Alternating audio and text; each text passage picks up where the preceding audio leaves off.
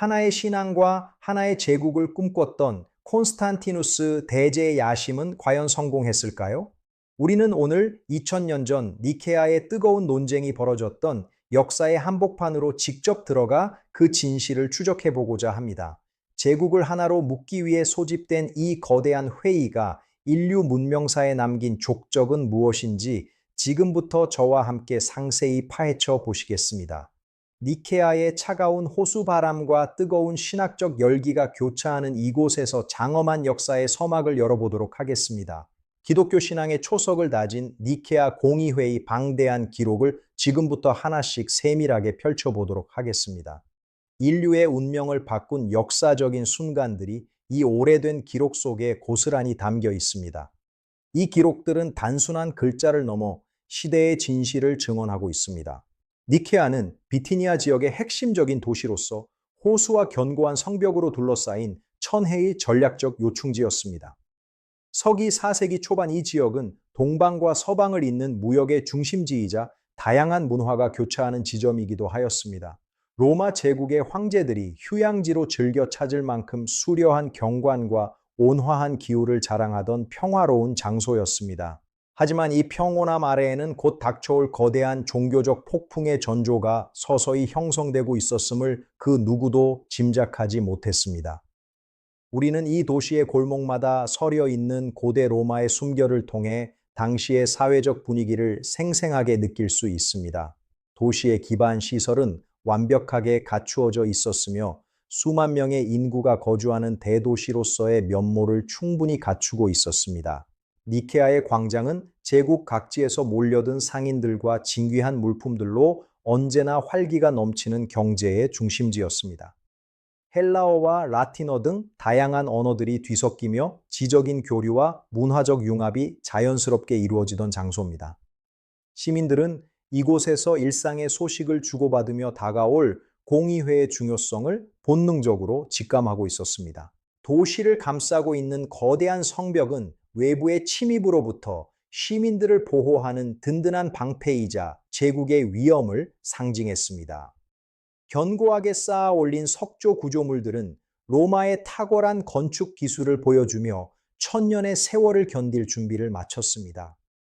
성벽 위에서 바라본 풍경은 호수와 조화를 이루어 예술적인 미적 가치까지 충분히 갖추고 있었습니다. 당시 로마 제국은 밀라노 칙령 이후 기독교가 공인되었으나 교리적 분열이라는 심각한 내부적 문제에 직면해 있었습니다. 사회 전체가 새로운 종교적 정체성을 확립해 나가는 과정에서 신학적 차이는 단순한 종교 문제를 넘어 정치적 갈등으로 번졌습니다.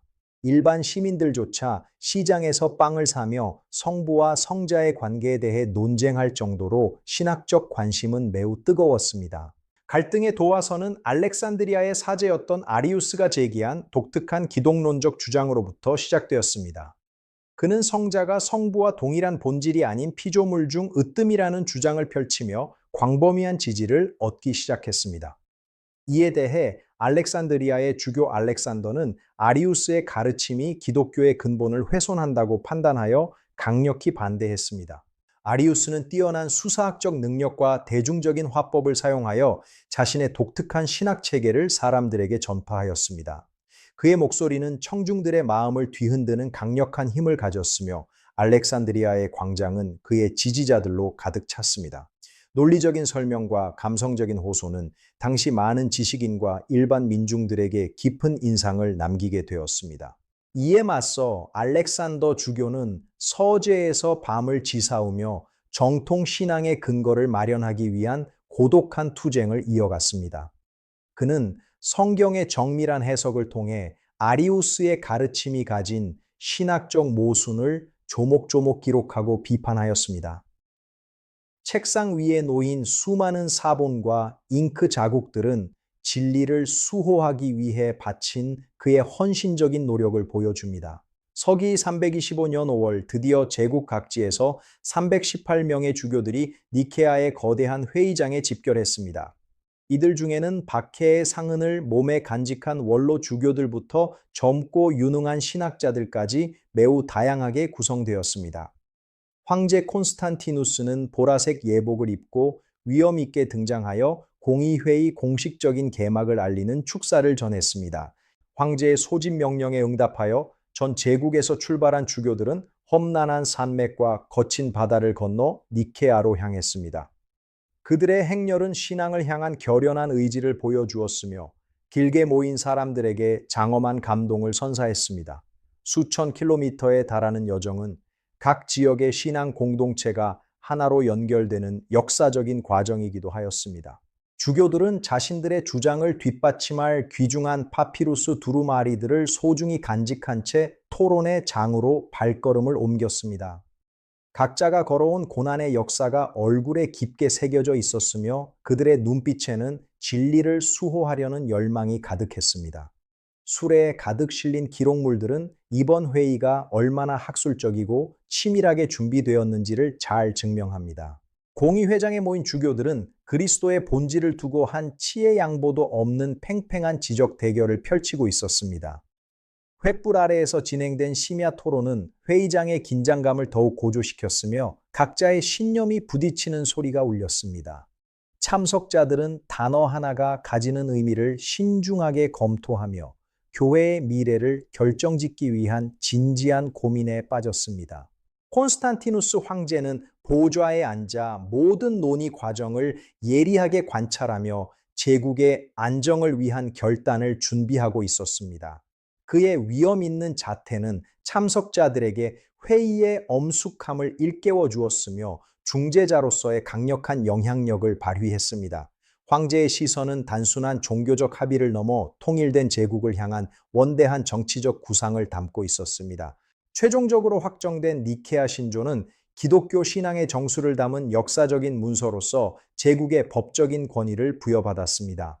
318명의 주교 중 오직 2명을 제외한 모든 참석자가 이 신조에 서명함으로써 교회의 일치를 만천에 선포했습니다.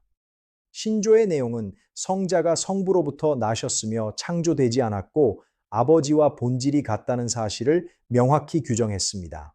서기관들의 기펜이 양피지 위를 부지런히 움직이며 인류 역사의 흐름을 바꿀 니케아 신조의 문구들을 기록했습니다. 정교하게 써내려간 한자 한자는 신앙의 표준이 되었으며 이는 수세기 동안 변치 않을 진리의 기준입니다. 잉크가 마르는 순간마다 새로운 시대의 기틀이 마련되었고 종교적 통합을 향한 위대한 발걸음이 완성되었습니다. 니케아 공의회는 기독교가 제국의 종교를 넘어 보편적인 세계 종교로 발돋움하는 결정적인 계기가 되었습니다.